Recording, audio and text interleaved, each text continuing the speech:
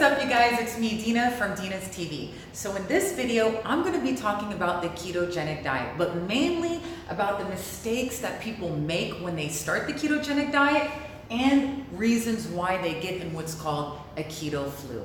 Now, before I start, I just want to let you know I'm really passionate about sharing information that I learned that helped my clients, that helped me to become healthy, to have that right energy and feel good. So if you are liking these videos, please like this video, tag someone, leave a comment below, because when you do that, Instagram says, hey, this video is actually interesting to people, so it pops up on people's newsfeed.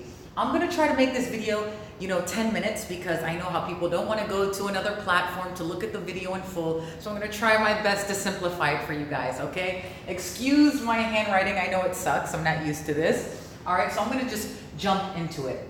Now, the first thing that I want to talk about is slowly transitioning into the diet.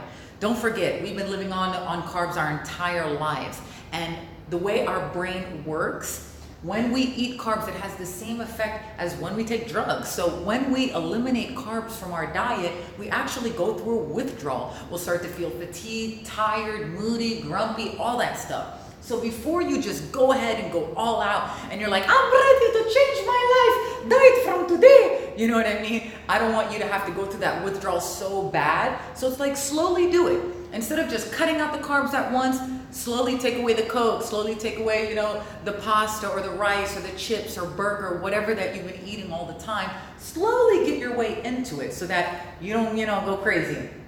Now, the second thing is really understanding that you really need to be in the right ratio that I mentioned in the last video. Okay, if you go and look at the proper way of doing the ketogenic diet, the therapeutic form that doctors do for their patients and for their, I don't want to go and get into that right now, but the ratio is actually much more fat than what we would do on what we do on keto right now, because it's not practical to do the therapeutic form, because look, it's 90% fat that you would have to have in your diet and like 8% protein and 2% carbs. So that's not really practical. It's so much fat, but you can still be in ketosis and the other ratio that I mentioned in the last video, which then, people can actually live like that and still enjoy their diet. You know what I mean?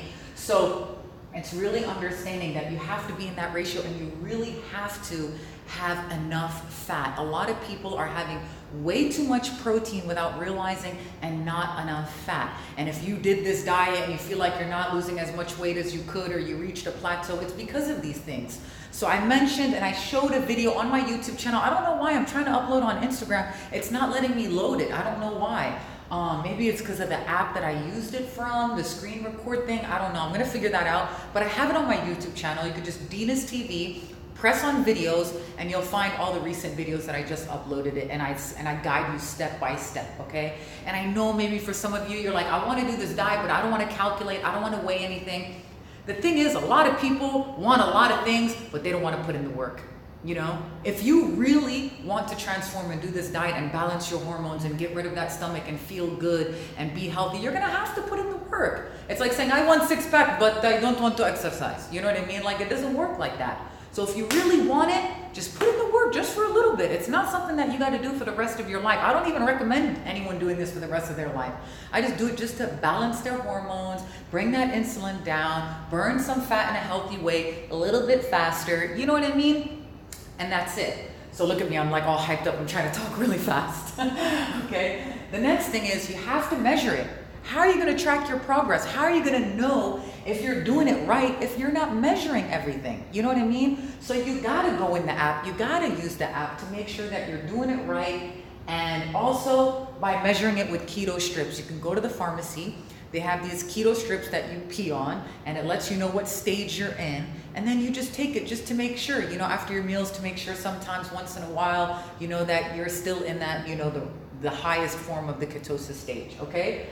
Now, in order for us to burn fat efficiently, to have the right energy, to be able to feel good and sustain a healthy lifestyle, we need a healthy gut, okay? And you'll see a lot of people when they go on a ketogenic diet, a lot of people, they're eating so much dairy and so much processed food, which can be very harmful to the gut, especially the processed foods. You know what I mean? So it's not like you go check these meals out, you're like, oh man, I could eat this, I could eat that. You know, you gotta be careful with that, you know, because I'm gonna get into the next thing is because what happens when you go on a ketogenic diet, you have something that's called endotoxins, okay? They're basically bacteria in our body. We have good bacteria, we have bad bacteria, okay? And we have something that's called endotoxins. These endotoxins, they feed off of the sugar, the carbs that we get from the food, and off of protein. But now your protein is very low, and now you eliminated carbs from your diet. So these toxins now are gonna feed off of the fat that you have in your body. But the thing is with this, is that these toxins, they can get in the cell of the fat, and they can be released into the bloodstream, and they can become toxic to the body and make you feel sick, okay? So if you're someone who has been eating junk food and you're already not having the best of health, you know what I mean? Then you could possibly trigger some inflammatory response and you can get sick. So that's why it's important to pay attention to these things and make sure that when you go on this diet that you do everything right. Most of the people, they're not doing everything right, and that's why they don't feel good. That's why maybe they're not burning fat efficiently, and that's why they feel like this diet isn't for them. But if you do, because now your body's going through a completely different transition energy source, you know? So you're going through many different metabolic adaptations, so you're gonna have to adjust a few things in your diet and incorporate some things in your routine to ensure that your body is in the healthiest state so that you do it properly, okay? So how do you do that? You make sure that you try to eliminate these processed foods as much as possible and to incorporate something that's bone broth. I'm sure you heard about bone broth. It's incredible for your gut health. It has collagen and it will help repair everything in your gut, and it will balance those good bacteria out. It'll increase the good bacteria and it will decrease the bad bacteria. It also has glutamine, which is amazing for your immune system, and bioavailable nutrients that are excellent for your body and for your gut to repair itself from all of the junk that we had in our past, okay? So you incorporate that. Even if you put maybe lemon inside of your bone broth is also incredible, just to be able to increase that. Because lemon, what is lemon going to do? It has a lot of vitamin C, which is going to strengthen our immune system. But what also, it's going to reduce something that's called uric acid.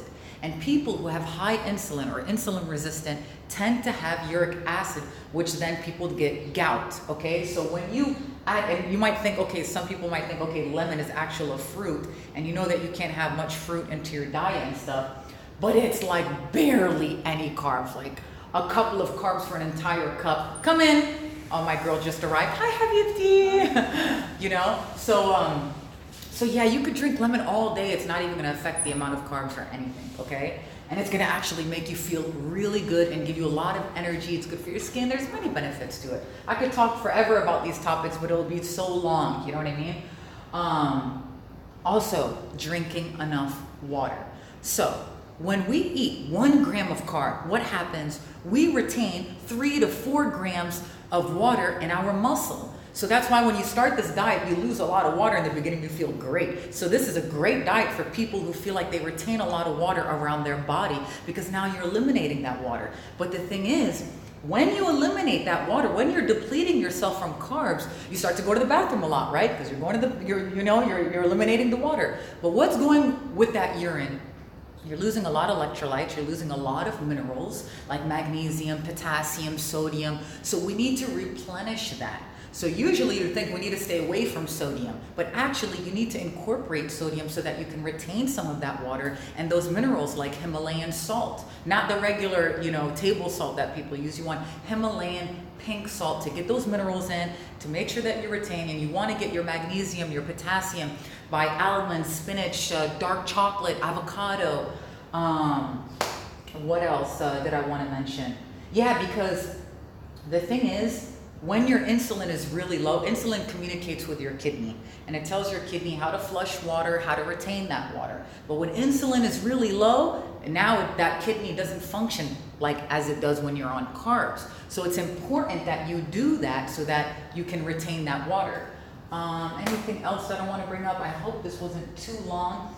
I hope I simplified it for you. Please give me your feedback. I'm doing this for you. I really want you to feel good. I want you to be healthy, and I want your feedback so that I can make these videos better. So please leave a comment below, and don't forget to go to my YouTube channel. If you want more of these videos, make sure to subscribe so that you get the notifications, okay? I love you guys, and I will see you in the next video.